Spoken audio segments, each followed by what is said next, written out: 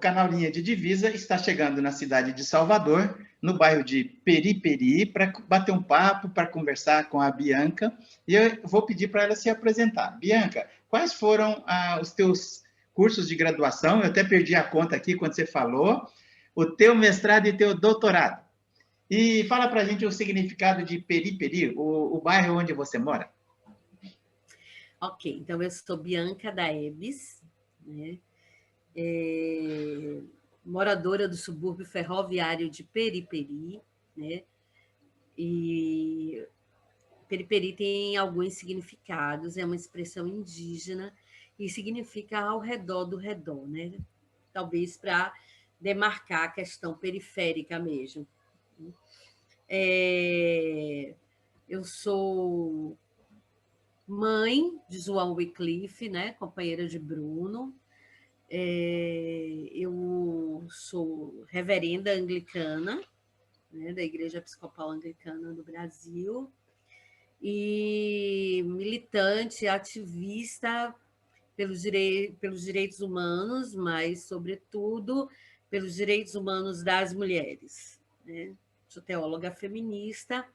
A minha formação de graduação em teologia, filosofia, direito e educação.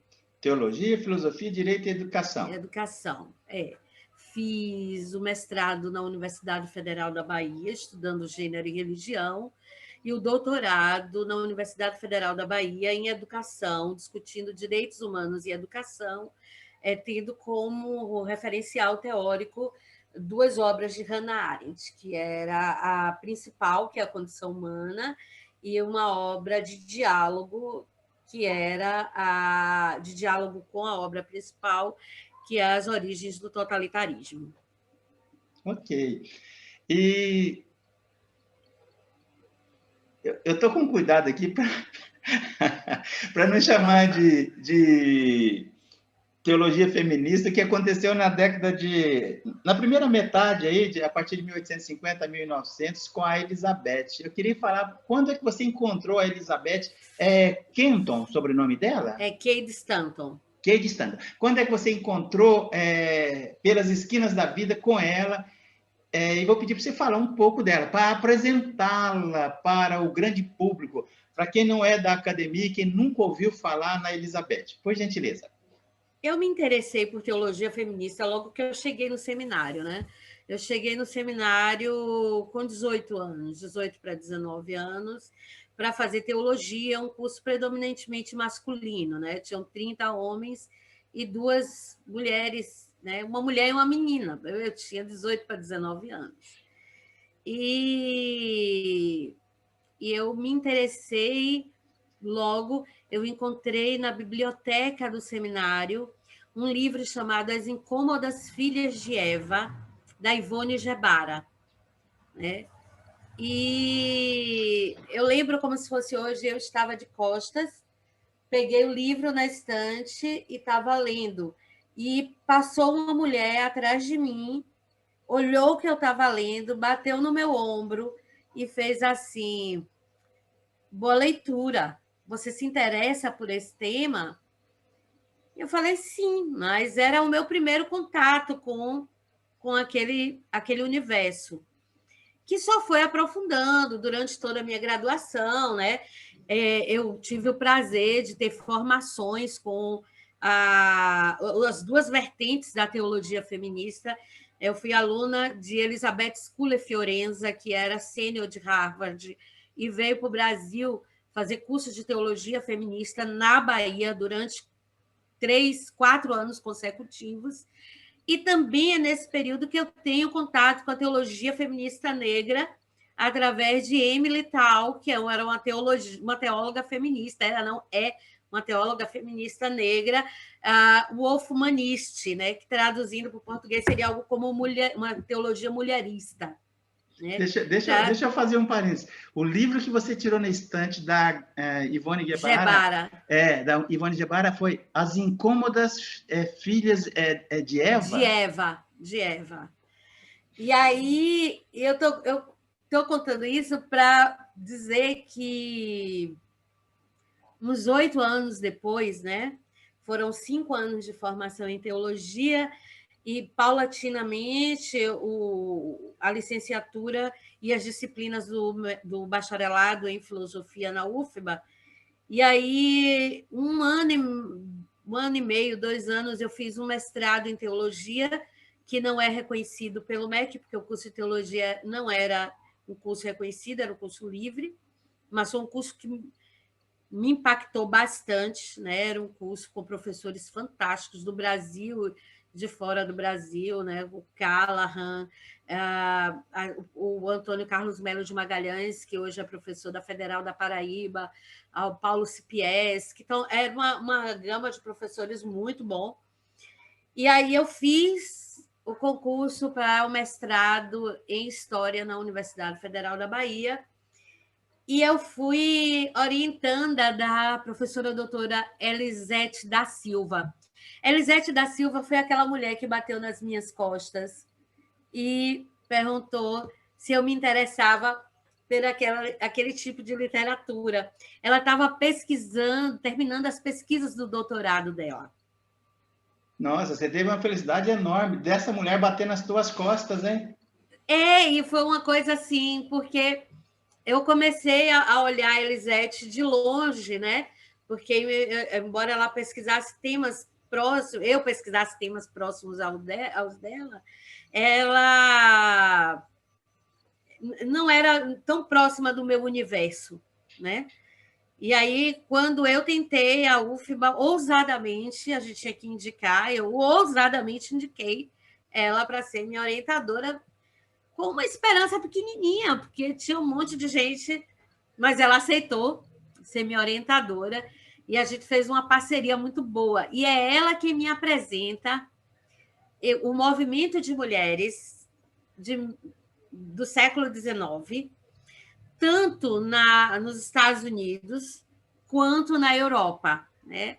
A Sarah e a Angelina Greens, as mulheres que participam do Senec Falls, que é uma convenção pela igualdade dos gêneros. Isso a gente está falando de século XIX. Então, a Europa efervesce e os Estados Unidos, consequentemente, por causa desse diálogo também. E aí eu conheço, então, um texto que ela traduziu para o doutorado dela e me deu. Ela disse: eu vou lidar com o compromisso de você traduzir todo o livro.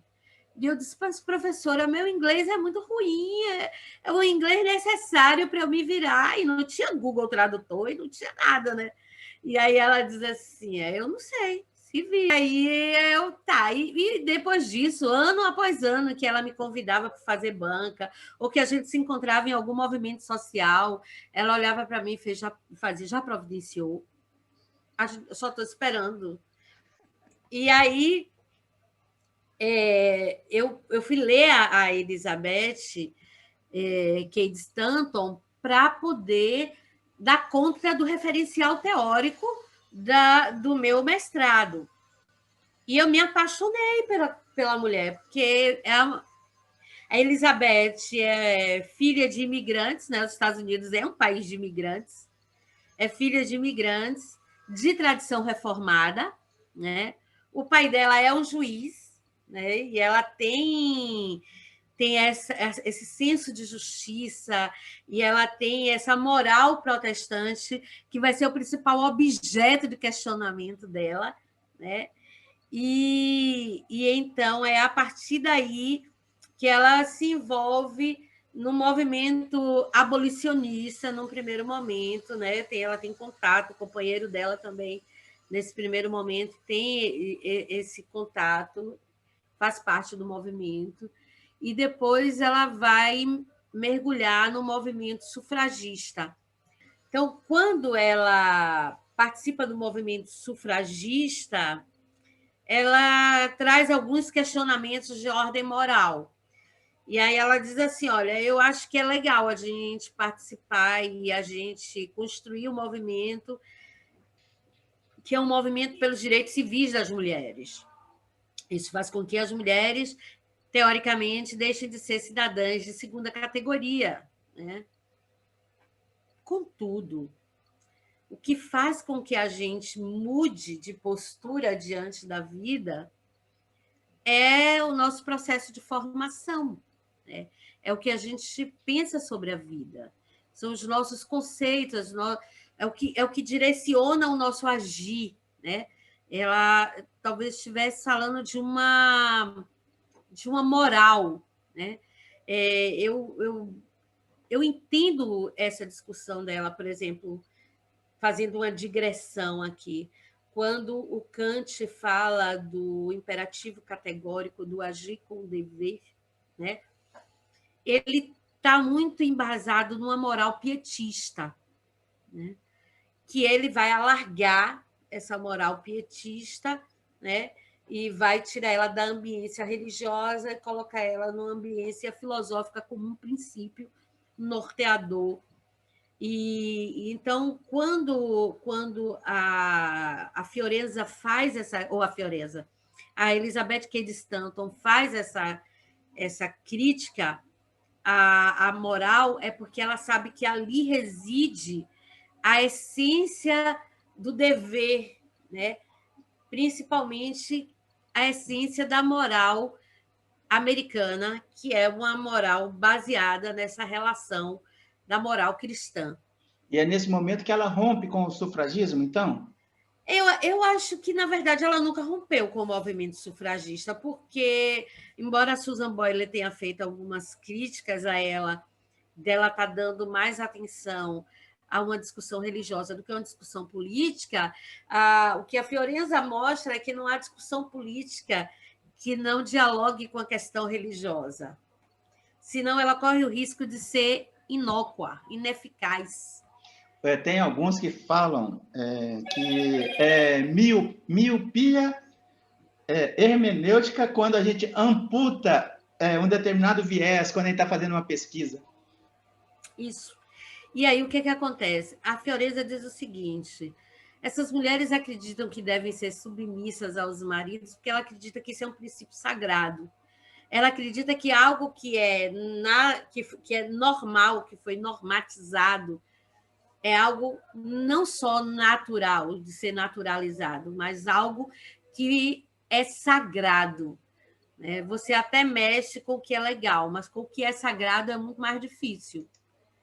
E aí, eu estou dando o exemplo da submissão como um exemplo, mas a gente poderia citar vários outros textos complicados e várias outras relações complicadas, né, no texto bíblico.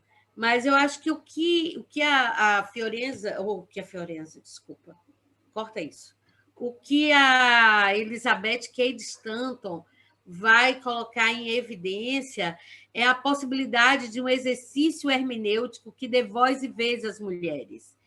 Então, ela faz um grupo de mulheres que vão ser liderados por ela para fazer um exercício hermenêutico do texto bíblico. Ela era teóloga. Sim, sim, sim. E aí ela vai... Como você vai mexer num objeto sagrado que é a Bíblia?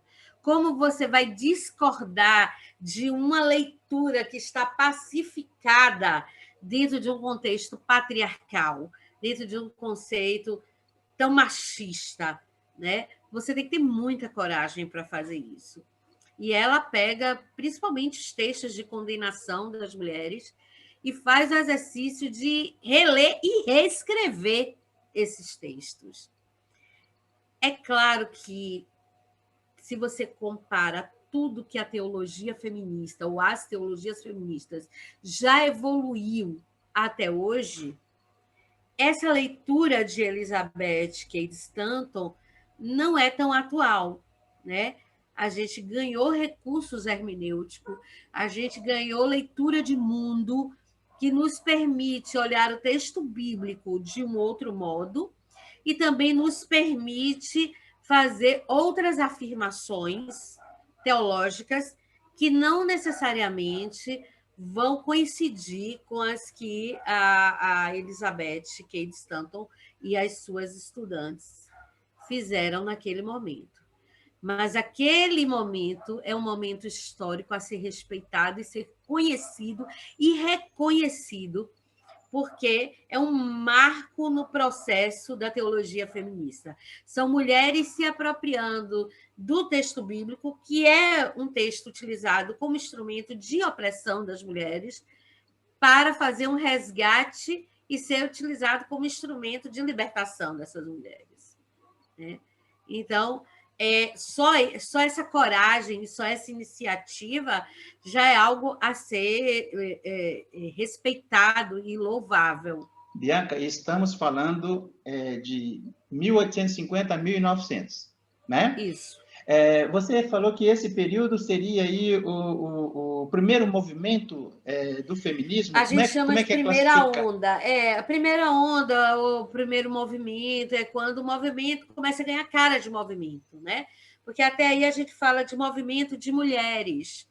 Movimento de mulheres. A gente não pode pensar que as mulheres passaram toda a sua vida sendo vítimas de um machismo histórico sem nenhuma reação, né? As mulheres reagiram e reagiram muito, né? Reagiram isoladamente, reagiram em conjunto, tentaram cravar, né, as unhas dos interstícios do poder masculino, né? Fizeram frestas nesses processos, mas a gente considera que ali, início do século XIX, né? Final do século XIX, início do século XX, o movimento feminista começa a se organizar na sua primeira onda, né? E aí eu acho que cabe a gente falar assim, que essa primeira onda do movimento feminista traz fortemente a questão dos direitos civis das mulheres, né? O direito das mulheres e também trabalharem, né? Que vai ser uma discussão muito forte na segunda onda, onde as discussões de classe vão ganhar muito mais força, mas é preciso que a gente diga que o movimento feminista clássico não contemplou as vozes, nem as lutas, nem as pautas das mulheres negras, né?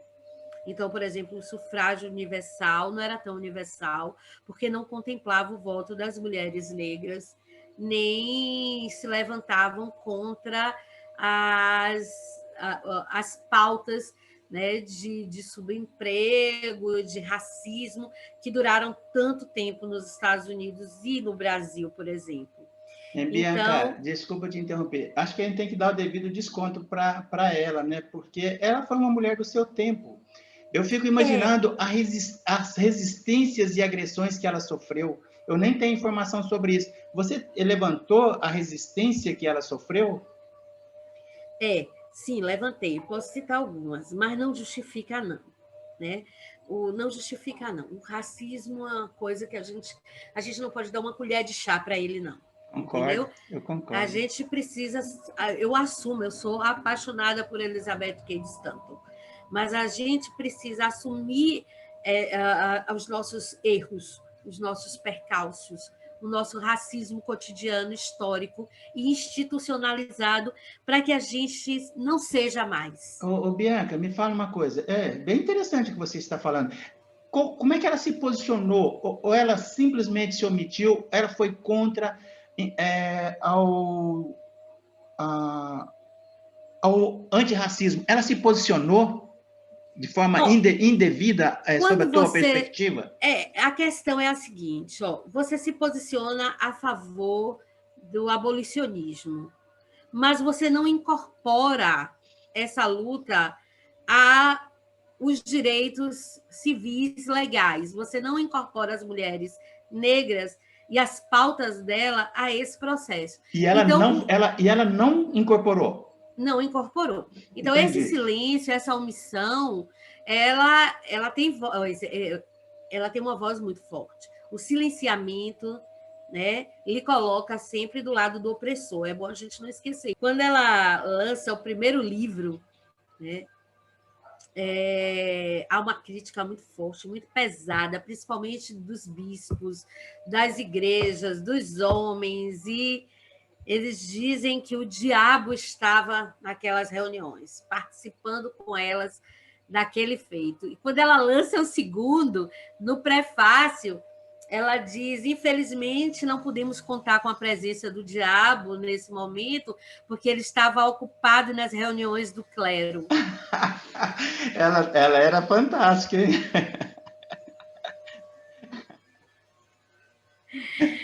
Ela era uma mulher de fibra, hein? Era uma mulher de fibra, era uma mulher inteligente, inteligente, intelectualmente preparada e de fibra. preparada, extremamente bem formada. Né? Ela não rompe com o movimento sufragista no sentido de abrir mão das causas dos direitos civis das mulheres, mas ela entende que é preciso fazer uma desconstrução moral. Desculpa te interromper, para ficar claro para mim, ela não rompe, mas houve uma fragmentação no movimento. Sim. Quando eu digo ela não rompe, não é que ela não sai do movimento, é porque ela é convidada a se retirar. Mas eu digo que ela não rompe porque ela continua defendendo os princípios, né? E é para ela muito importante. Ela só gostaria que as questões religiosas fossem incluídas. E eu acho de fundamental importância essa reflexão hoje. Veja, das mulheres que disputaram o segundo turno das prefeituras no Brasil inteiro, só uma mulher foi eleita. Né? Só uma. A forma como as mulheres, a Manuela Dávila e a Marília, foram desmoralizadas, né? Ou melhor, da forma como a tentativa de desmoralização foi feita, nos faz repensar essa discussão de Elizabeth Cady Stanton hoje. Qual é a moral que está na base da nossa sociedade, que autoriza, né, uma sociedade a quando não fazer o discurso, concordar com ele, se não verbalmente nas urnas? Então, eu acho que ela é de uma atualidade, e a proposta de discussão dela sobre que tipo de moral está nas bases, inclusive nas bases das nossas formações religiosas, nas nossas comunidades de fé. Né? Eu percebo que a gente transfere uma moral coronelista, uma moral de curral, que a gente já deveria ter superado, né? E a gente vê um cara como Silas Malafaia fazendo um discurso para o povo do Nordeste, principalmente para o povo pernambucano, para não votar na Marília, e ele praticamente associa ela com a perspectiva maligna, a perspectiva do diabo, é um voto de Sofia, não tem volta. O que é isso? Bianca, eu vou encher a tela aqui, até agora, nos últimos 15 minutos, 10 minutos, eu e você. Eu vou encher a tela aqui.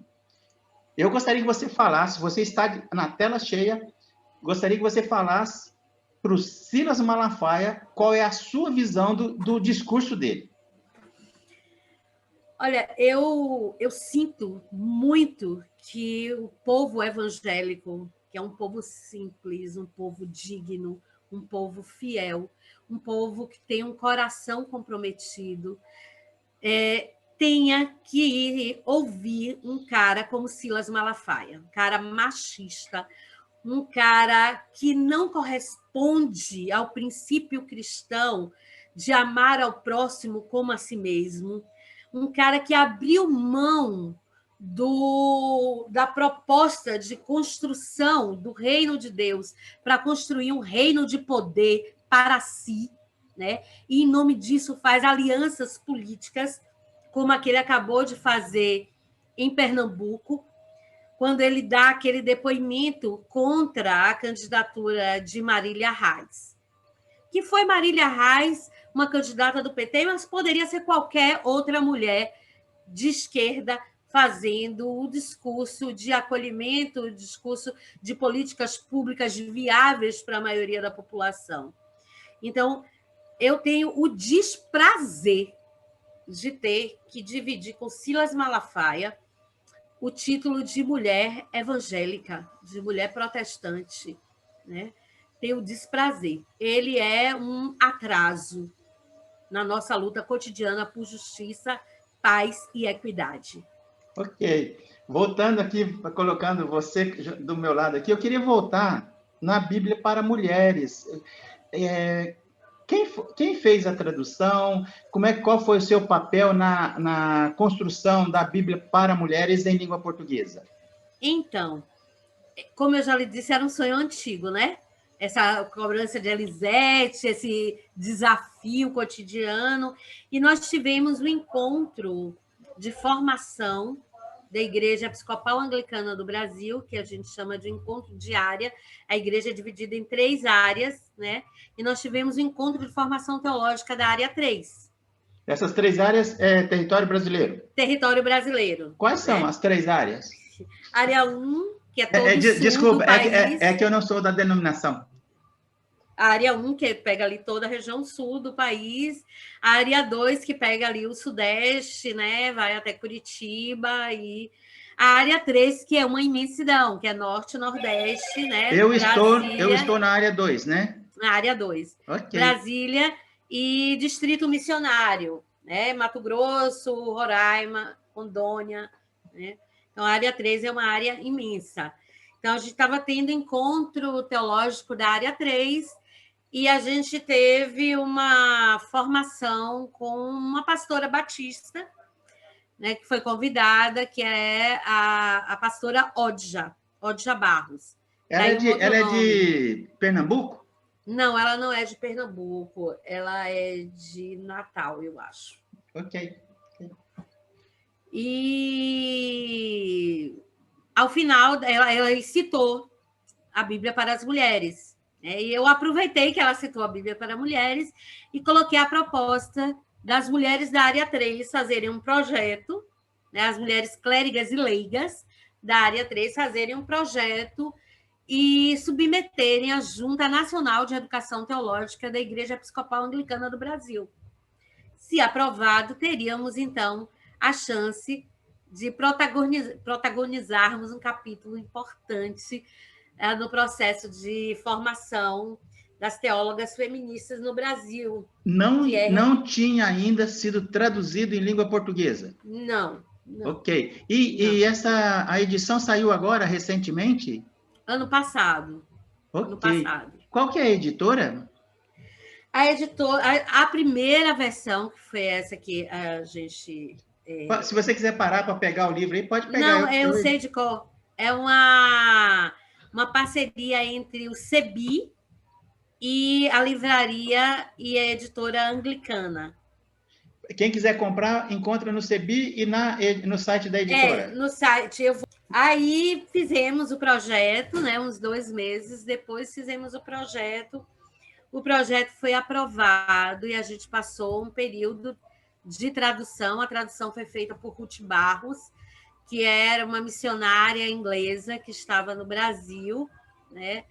E ela fez a tradução. O prefácio foi feito pela professora doutora Elisete da Silva, né, que é uma mulher que estuda gênero e religião no Brasil há muitos anos, uma historiadora, professora do núcleo de religião da Universidade Estadual de Feira de Santana.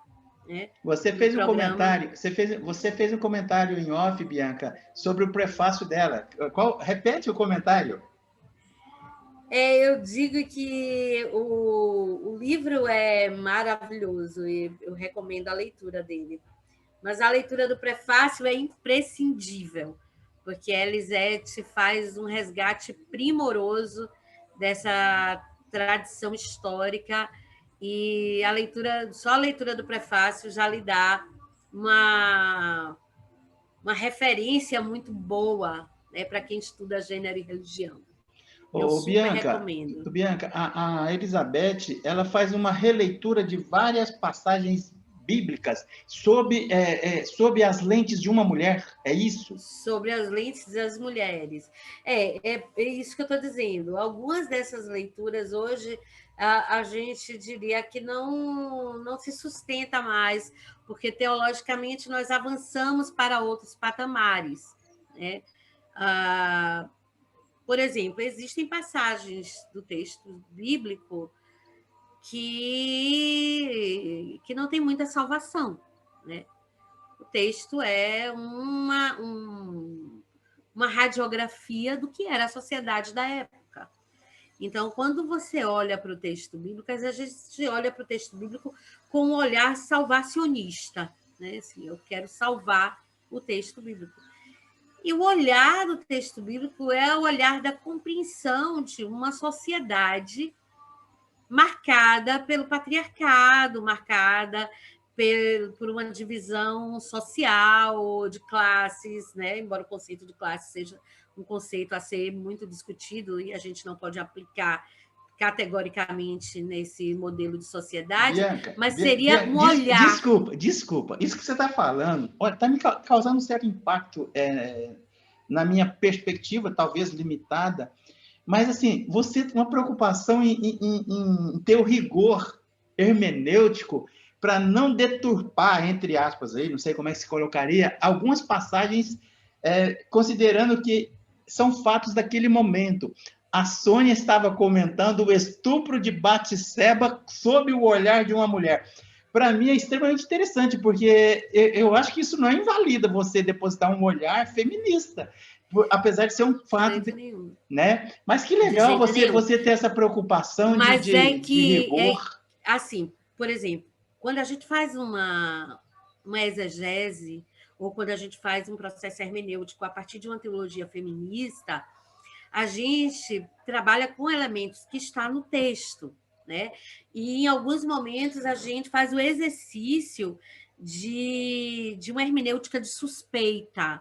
Uma hermenêutica de suspeita é um referencial teórico desenvolvido pela Elizabeth Sculler Fiorenza, e tem uma série de livros dela, né? O Discipulado de Iguais, As Mulheres na Origem do Cristianismo, em que ela faz esse exercício de suspeita. Ou seja, você pega o texto, abre ele, olha quem é essa mulher que está falando nesse texto e dialoga com ela. Eu vou citar 2 exemplos que é muito interessante desse exercício e como ele é frutífero. Então, ele tem régua e ele tem compasso, né? Isso não invalida o texto. Eu vou citar 2 exemplos. Por exemplo, o Dalila, né? Pergunta para 10 mulheres cristãs ou não cristãs que você conhece quem é Dalila.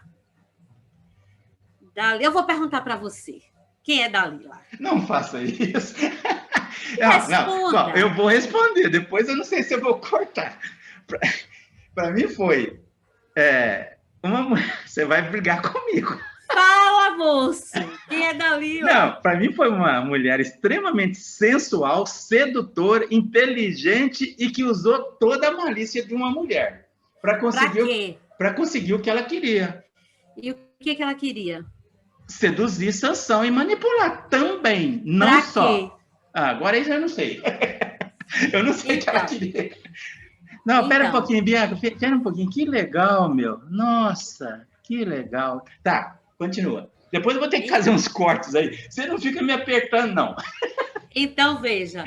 Tá. A gente lê aquele texto 10 vezes e a gente não enxerga o texto. Tá. Pega o ponto aí que você me apertou. Para que ela queria? Por que ela fez? Isso, a minha leitura estava errada? Você vai dizer se sua leitura estava errada ou não. Tá. Você é muito socrática.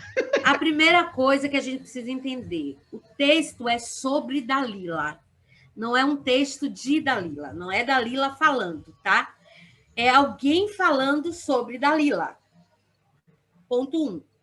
Ponto 2. O texto é uma narrativa de alguém que não é do povo de Dalila, tá? É do povo hebreu. Um narrador externo. O narrador é um narrador de Israel, não é um narrador do povo heteu, tá? Ok. Agora vamos olhar o texto, né? Texto. Sansão, ele era tido como um juiz de Israel. O juiz, ele tinha um poder, né? Poder de juízo, de emitir juízo. E ele era um homem extremamente agressivo. O primeiro casamento dele já tinha sido destruído, porque ele era muito violento, né? E o povoado que Dalila fazia parte já tinha sido invadido várias vezes. Invadido, as mulheres viviam com medo, por fim eles tocaram fogo em toda a plantação, não tinham o que dar de comer para os filhos, era uma precariedade enorme. E aquele homem violento, né, ele já tinha provocado dores imensas naquelas mulheres e naquele povo. Estupros era muito comum de lado a lado. Deixa eu fazer um parênteses aqui. Você acha que nos estupros que narrados na Bíblia, o olhar das lentes patriarcais esconde? Sim, não tenho dúvida. Não tenho dúvida. A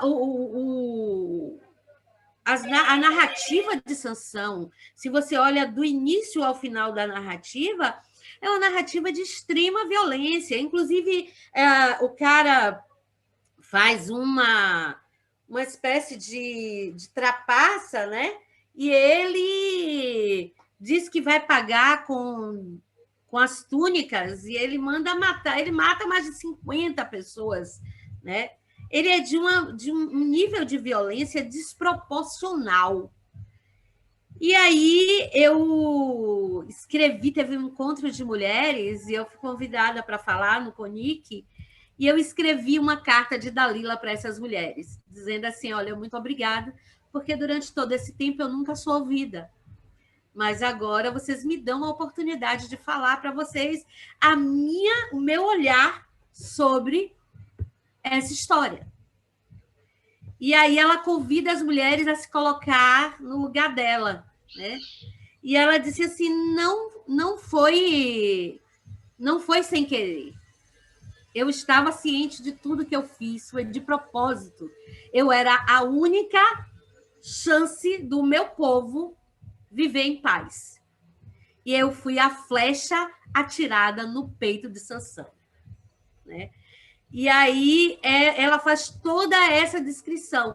E aí eu convido as mulheres assim: então vamos pensar o contrário. Vamos pensar que Dalila é uma mulher israelita e Sansão é um homem heteu. Quem é o herói dessa história? Então, quando a gente faz o exercício hermenêutico, a gente olha para o texto colocando a lente na mulher, fazendo o caminho dela. E quando eu falei antes, né, antes da gente entrar nessa hermenêutica feminista, que alguns textos da Bíblia a gente não tem muito como salvar o texto, não tem como salvar o texto. Eu falei com a Odja, quando a gente lê textos como esse, né? Textos em que é autorizado o estupro de mulheres, a morte de crianças. Como é que a gente faz para ler esse texto? Eu provoquei ela porque ela é uma exegeta, né? Eu não sou. Eu sou uma historiadora que dialogo com a perspectiva hermenêutica, mas a Odja já é uma exegeta. E ela disse nesse encontro: algumas vezes a gente só encontra Deus no choro das mulheres. Você sabe que isso é tão doído, e não é só para as mulheres, não, viu? Tem coisas que são tão doídas que a gente não entende e as teologias confessionais ficam justificando. A gente tem que encontrar Deus, e é um fato, nós somos cristãos, a gente tem que encontrar Deus, mas é um negócio muito doído. Tem verdadeiras chacinas no Velho Testamento. Sim, sim. Mas aí o Antônio Carlos Melo de Magalhães, que é professor da Universidade Estadual da Paraíba. Você gosta bastante dele, né? Não, ele é um cara fantástico. Eu chamo ele carinhosamente de Tom, né? Mas o Antônio Carlos Melo de Magalhães, ele faz essa observação de que a gente precisa entender o texto como sendo fruto de uma sociedade, né? Então, muitas vezes, na tentativa de salvar o texto, você descaracteriza ele. Eu já caminhei tanto nessa perspectiva de desconstrução desse sagrado masculino, desse caminhar. Eu acho que eu passei por esses ritos de iniciação da teologia feminista de desconstrução muito cedo e muito forte, né? O primeiro encontro com a Elizabeth Fiorenza, eu tive febre de 40 graus. Em algum momento abalou a sua fé? Olha, eu não acho que abalou a minha fé, não, mas me fez desconstruir muito, muito. Né? Necessário. Eu saí do primeiro encontro, eu ia fazer 20 anos, eu tinha 19 anos, dizendo que eu não voltava para o segundo, eu voltei para todos os outros. Mas tamanho foi o impacto que isso causou na minha vida. Mas isso também me moldou enquanto teóloga, isso me moldou enquanto pessoa, né? Isso me fez uma alma mais larga. Mas, assim, vocês têm a perfeita noção de que vocês estão fazendo história. Ah, sim. Sim, a gente tem essa noção e a gente... Não, mas pera, deixa eu te incomodar. Eu estou elogiando, mas eu vou incomodar você. E você tem a perfeita noção de que o discurso de vocês, ele bate na parede das igrejas e não chega. Assim, é isso que eu estou ouvindo de vocês.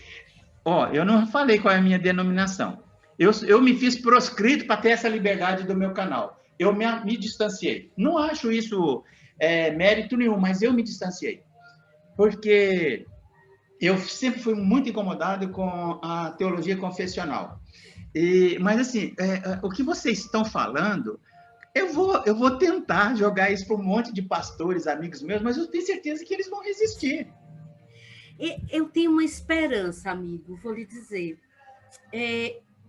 Tem uma galera jovem nessas igrejas, né? Meninos e meninas, meninas e meninos, que, para além da igreja, estão buscando referências, estão dialogando com os movimentos sociais, estão se colocando. Né? Há pouco tempo atrás, eu tive uma conversa com uma adolescente que os pais são presbiterianos, tanto quanto conservadores, e a discussão com essa menina de 16 anos sobre aborto foi fantástica. Com as mulheres de 30, eu não conseguiria discutir necessariamente, sim, dentro dessa ambiência. E a gente tem que entender. Dentro dessa ambiência. A gente tem que entender, né? Dentro dessa ambiência. Desculpe, a gente tem que entender a dificuldade, né? Sim, é isso que eu estou dizendo, dentro dessa ambiência. Porque você tem uma formação muito forte em que você não é exposto a essa vivência. A outra coisa é que eu sempre digo que não existe uma família que não tenha um problema de violência doméstica, que não tenha um filho, uma filha, um primo, um sobrinho, um amigo gay, que não tenha um conhecido, uma amiga ou alguém íntimo que tenha feito um aborto. Então, isso tudo que ela não pode conversar na igreja, ela pode conversar na rua com mulheres dos movimentos, ela pode falar com as amigas, ela tem uma outra ambiência. E eu acho que essa é a vertente para a gente entrar, porque bater no sagrado não é o caminho, eu digo isso todo dia. Peraí, repete isso aí. Não, repete pela relevância. Bater no sagrado não é o caminho. Então, por exemplo, várias amigas minhas de movimentos sociais não conseguem desconstruir, porque a abordagem é feita a partir do sagrado. Está errado. Se aquilo é sagrado para você e eu disser que é feio, eu interrompo a minha via de diálogo. O caminho é a vida. O caminho é a vida. Você traz o sagrado pautando a vida. Todas vocês entendem isso? Estou falando das referências. Ou algumas não entendem? Não, algumas não entendem. Estão dando murro em ponta de faca. Ponta de faca. Mas hoje uma grande maioria dessas mulheres entendem. cada dia mais, né? O problema é assim, ó, quando você vai para o movimento feminista, a tendência natural é você romper com a igreja, romper com a comunidade de fé, porque é duro. Você não é convidada nem a fazer oração silenciosa. E o discurso contra você é o discurso de que você não está do lado de Deus. Você está profanando a Bíblia. É esse o discurso. Então, dentro de uma comunidade religiosa tradicional, amigo é muito difícil. Então, o caminho não é esse, tá? Você vai ser proscrita dentro dessa ambiência. Mas se você faz o caminho alternativo, se você tangencia a vida dessas mulheres através de outros espaços, sem abrir mão da fé, a fé é algo importante para essas pessoas. Essas pessoas são carentes de muitas coisas. Ela não pode abrir mão da fé, que é a esperança dela, mas ela pode ressignificar essa fé. Ela pode entender que Deus não é machista. Machista é o pastor dela. Mas se você disser isso na cara, dói. Então, você pode trabalhar com ela assim, ó. Veja como Deus... olha como a gente muda a abordagem. Ó. Você diz assim para uma mulher que está sozinha na vida, carregando e cuidando do filho, sendo mãe solo, trabalhando, se culpando e tal. Diz assim, olha aqui. Na Bíblia tem história de uma mulher negra chamada Agar, que foi, né, obrigada, porque Abraão era o dono dela, né? Ela era uma escrava, ela não tinha... Ela é obrigada por Abraão, né, e pela família dele, a parir um filho dele. Quando o segundo filho dele nasce, o que ele faz? Ele manda essa mulher embora. Manda ela para o deserto da vida. Quantas mulheres nós conhecemos que o marido manda embora e coloca ela, o menino, dá aquela pouca pensão e tchau. Mas eu vou te mostrar que o Deus maravilhoso que a gente acredita não é o Deus só de Abraão. É o Deus daquela mulher. Ele desce. É um dos poucos momentos na história da Bíblia em que uma epifania é traçada com o sagrado descendo para acolher aquela mulher. Acolhe ela, acolhe o filho dela, faz eles prosperarem, né? Ele é o grande parceiro de Agar no deserto da vida.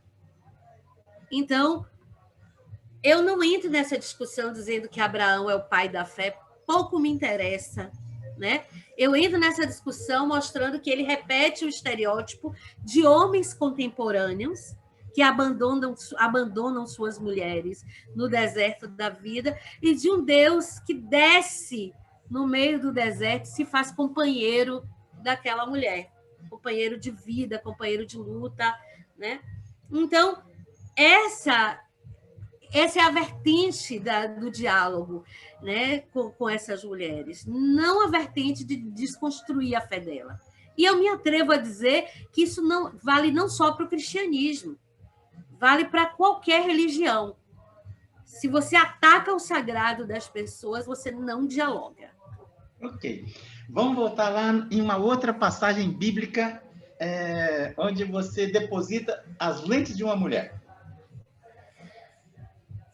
Eva, você vai outra mulher não vale você me perguntar como é que eu vejo. Tá bom, não vou perguntar. Mas você pergunta para as mulheres quem é Eva. Eva foi a primeira mulher. Eva foi a mulher que introduziu o pecado no mundo. Se não fosse por Eva, estava tudo de boa hoje no mundo, né? A Eva carrega o pecado da humanidade nas costas dela. Eu queria ver a sua leitura de Agostinho sobre isso, mas não vamos falar, não. Quando acabar, em off, eu falo algumas coisas de Agostinho, mas enfim. Eva é uma mulher interessante, né? A gente assume o texto de Gênesis como um mito da criação, né? todos os povos têm mitos da criação, que a gente chama de mitos cosmogônicos, criam o mundo, e mitos antropológicos, que criam os seres humanos. Mas, para a grande maioria das pessoas cristãs, dizer que mito, que a narrativa de Gênesis é uma narrativa mítica, é uma ofensa. Por quê? Porque as pessoas entendem que mito é mentira. E mito não é mentira, né? Mito é uma verdade não histórica, ou seja, ele não está pautado na relação tempo-espaço. Eu não tenho como situar aquela narrativa num determinado tempo e espaço. Mas o mito ele é muito útil para falar de coisas que nós não presenciamos, de algo que não é contado num tempo cronológico. Então, as narrativas míticas têm uma verdade, né, que é a tentativa de organizar a existência das coisas, a criação das coisas, de tirar o mundo do caos. E ela também essa é uma visão de uma teóloga.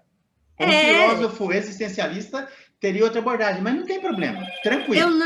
Eu acho que não. Eu acho que não. Você vai ver, por exemplo, o Soren Kierkegaard é um teólogo existencialista cristão. Cristão, né? Não é problema. Então veja, quando você fala de narrativa mítica, não é um desprestígio ao texto bíblico, não, né? Então, a narrativa mítica é muito interessante, mas eu vou tomar a narrativa mítica como fato, porque para a maioria das pessoas é fato. Então, vou tomar como fato. E eu brinco com as meninas, quando a gente está fazendo formação, e digo assim, pensa aí, amiga, se alguém quer morar nesse paraíso, olha, não tem mãe, não tem tia, não tem vizinha, não tem amiga, não tem sogra, não tem nenhuma rede de apoio. É você e você mesmo para dar banho no menino, cuidar das crianças, ensinar, ver se está com febre, fazer remédio, botar para dormir, fazer comida, nomear as coisas que têm que ser nomeadas para poder fazer sentido. E não tem uma passagem bíblica que diz: eis que Adão acordou de manhã cedo, carregou as duas crianças e levou para passear. Eis que Adão ajudou Eva a dar comida às crianças. Eis que Adão... Não existe. Não existe nada sobre o cotidiano. Existe uma mulher que decide sair do paraíso.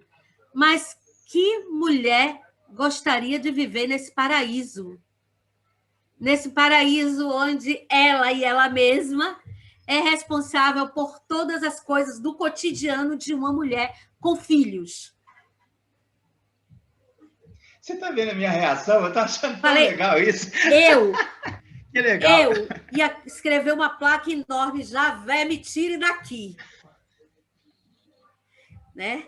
Então, a saída de Eva do paraíso é uma saída de sobrevivente, meu amigo. Né?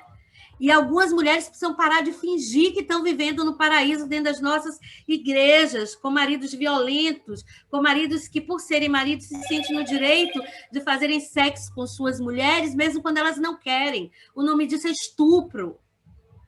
Então, as mulheres precisam pensar que existem momentos em que a gente pode sair do paraíso. E que Javé sai com a gente, ainda faz roupa para a gente. Né? E que toda aquela maldição que está lá em Gênesis pela saída do paraíso é a maldição de uma sociedade que não compreende que a mulher não nasceu para ser violentada cotidianamente. Ela nasceu para viver em equidade. Quando Javé cria o homem e a mulher, ele diz: e criou-lhe uma companheira. A tradução disso é alguém que pudesse lhe olhar à altura dos olhos, alguém que lhe é igual, que está ali para ser companheira, para compartilhar o pão, a vida, a cama, os sonhos, né? E não para ser subjugada.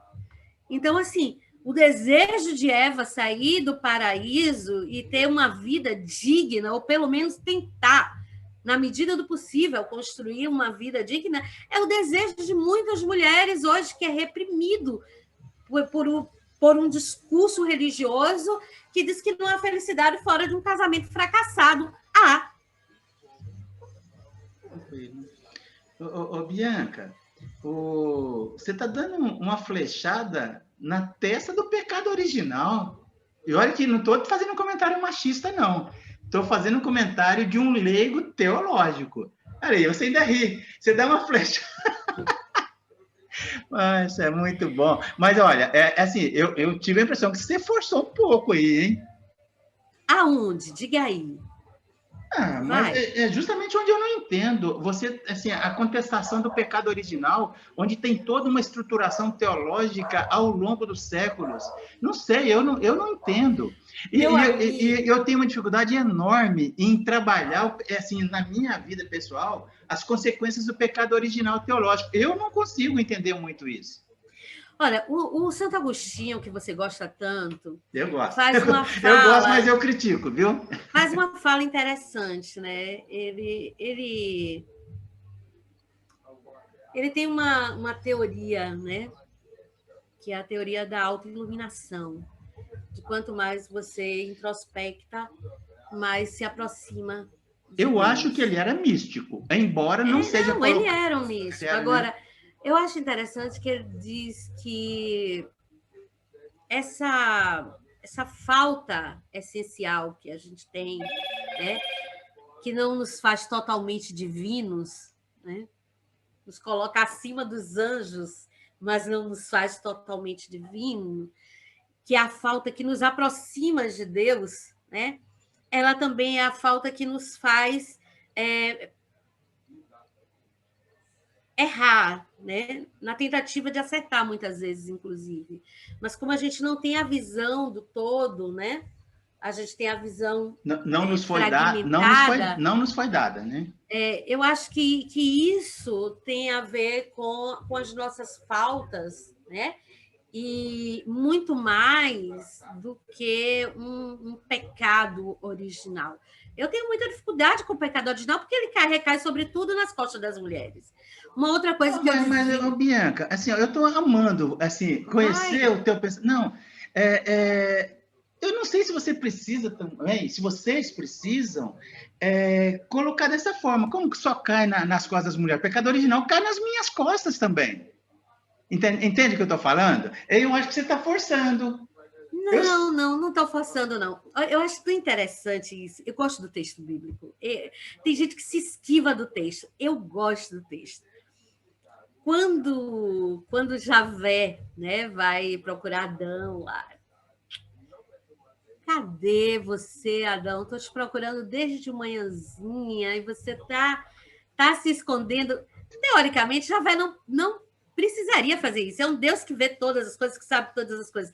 Daí você encontra a narrativa mítica, porque ela tem essa função de colocar você, né, dentro dessa história. E aí, um Deus que está procurando, cadê Adão e tal. E aí, quando Deus encontra ele, ele fala: foi a mulher que tu me deste. Ou seja, a culpa não... Aí eu concordo. A culpa não é minha, a culpa não é minha, a culpa é sua e dela. Sua porque fez ela porque me fez provar do fruto do conhecimento do bem e do mal. Acho fantástica, porque para mim isso é um retrato da sociedade patriarcal. Pensa aí depois, eu queria... você pode até escolher os temas. Eu pensei no mestrado e doutorado. Você pode escolher temas específicos aí e a gente vai voltar a gravar nas datas que você puder. Bianca, eu queria agradecer muito você separar uma parte do seu tempo para bater papo, para conversar sobre a estruturação da Bíblia, que você trabalhou na organização e na edição, e trazer luzes extremamente interessantes sobre a perspectiva da mulher em relação à teologia e o movimento da teologia ao longo do tempo. Muito obrigado, um abração, a gente volta a conversar outras vezes. Obrigada, muito obrigada.